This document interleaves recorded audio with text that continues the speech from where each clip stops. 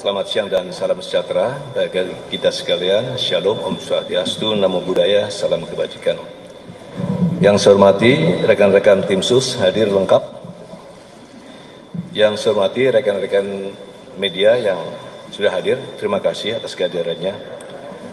Rekan-rekan sekalian, atas izin Bapak Kapolri selalu menekankan kepada tim sus bahwa untuk mengungkap kasus pembunuhan berencana terhadap almarhum Brigadir J, ungkap seterang-terangnya. Kemudian beliau menambahkan, kedepankan scientific crime investigation.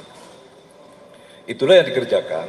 Oleh karena itu, penyidik dari tim sus ini bekerja maraton, terutama kepada 4 tersangka, yaitu FS, KM, RE, dan RE, secara maksimal melengkapi pemberkasan perkaranya.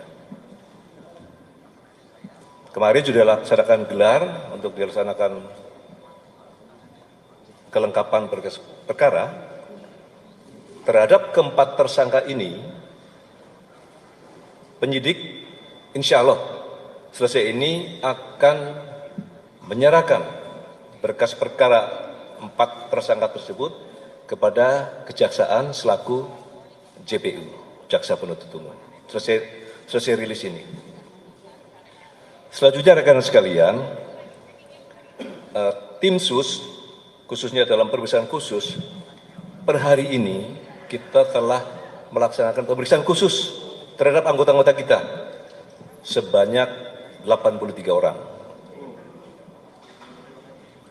Kemudian yang sudah direkomendasi untuk di penempatan khusus sebanyak 35 orang. Yang sudah maka terdapat 6 orang dari hasil pemeriksaan yang patut diduga melakukan tindak pidana, yaitu obstruction of justice, menghalangi penyidikan. Oleh karena itu, dalam waktu dekat, saya ulangi namanya, tentu 1 FS, kedua BJP HK, yang ketiga KPP ANP, yang keempat AKBP AR, yang kelima Kompol BW, dan yang keenam Kompol CP. Kalau untuk FS tentu sudah. Nah, yang kelima yang sudah dipatsuskan ini dalam waktu dekat juga akan kita limpahkan ke penyidik. Nanti secara teknis saya kira penyidik akan menjelaskan prasangka pasalnya, saya kira nanti teknisnya. Oleh karena itu nanti akan dilakukan ditingkatkan penyidikan lebih lanjut, nanti akan dijelaskan oleh Bareskrim. Rekan-rekan sekalian, penyidik juga telah melaksanakan pemeriksaan mendalam dengan scientific crime investigation, termasuk dengan alat bukti yang ada, dan sudah dilakukan gelar perkara. Maka penyidik telah menetapkan saudari PC sebagai tersangka. Nah, nanti untuk prasangka pasalnya nanti dari penyidik yang akan menjelaskan. Selanjutnya rekan-rekan sekalian, penyidik juga akan terus melakukan gabungan.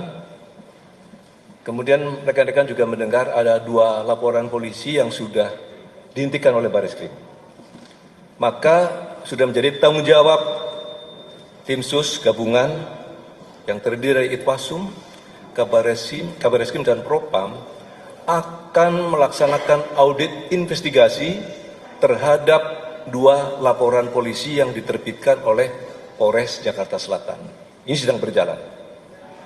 Nah, tentu hasilnya nanti berikutnya. Tapi intinya dengan telah dihentikan 2 elemen tersebut, kita akan lakukan pendalaman melalui audit investigasi. Inilah poin-poin yang dapat saya sampaikan. Tentunya ke depan tim sus terus akan melakukan pemeriksaan terhadap anggota-anggota yang memang patut diduga terlibat dalam kasus pembunuhan berencana terhadap almarhum Brigadir J. Kami dari tim sus dan Bapak Kapolri menyampaikan ucapan terima kasih kepada tentunya Komnas HAM dan Kompolnas yang memang terus melakukan pengawalan dan pengawasan dalam proses penanganan kasus ini. Kami juga mengucap terima kasih pada rekan media dan masyarakat Indonesia yang memberikan support dan dukungan kepada kita sekalian, sehingga kita bisa mempermudah pengungkapannya secara terang benderang dan transparan. Saya kira itu poin-poin dari saya, selebihnya nanti dari Pak Reskrim akan menjelaskan. Sekian, terima kasih. Assalamualaikum warahmatullahi wabarakatuh. Saya hormati Pak Ketua Tim, Bapak Irwasum, dan seluruh anggota tim. Atas izin beliau, saya menyampaikan secara langsung terkait dengan hasil perkembangan penyidikan kasus pembunuhan berencana terhadap Brigadir Joshua. Dari serangkaian proses penyidikan yang telah dilakukan sampai dengan hari ini, penyidik telah melakukan pemeriksaan sebanyak 52 orang saksi, termasuk di dalamnya adalah ahli terkait dengan DNA, balistik metalurgi, ahli kedokteran forensik, termasuk analis digital dan Inavis. Kemudian termasuk melakukan penyitaan sejumlah barang bukti. Nah, perlu saya sampaikan kepada rekan-rekan media, alhamdulillah CCTV yang sangat vital yang menggambarkan situasi sebelum, sesaat dan setelah kejadian di Duren 3 itu berhasil kami temukan. Ya, berhasil kami temukan dengan sejumlah tindakan penyidik. Dari hasil penyidikan tersebut, tadi malam sampai pagi sudah dilakukan sejumlah kegiatan pemeriksaan, konfrontir. Tadi juga sudah disampaikan oleh Bapak Ketua Tim bahwa Ibu PC sudah ditetapkan sebagai tersangka. Ya. Banyak teman-teman mungkin yang bertanya, ini kapan diperiksa? Ya, kita sebenarnya yang bersangkutan sudah kita lakukan pemeriksaan sebanyak 3 kali.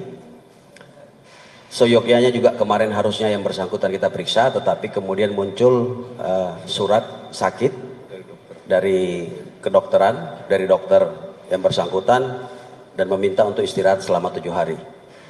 Tanpa kehadiran yang bersangkutan, kemudian penyidik melakukan gelar perkara, dan berdasarkan 2 alat bukti.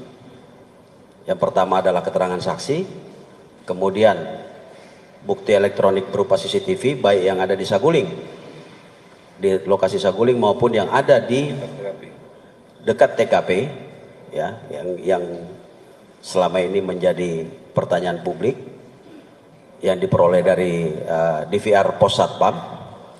Inilah yang menjadi bagian daripada circumstantial evidence atau barang bukti tidak langsung yang menjadi petunjuk bahwa PC ada di lokasi sejak di Saguling sampai dengan di Duren 3 dan melakukan kegiatan-kegiatan yang menjadi bagian daripada perencanaan pembunuhan terhadap Brigadir Joshua.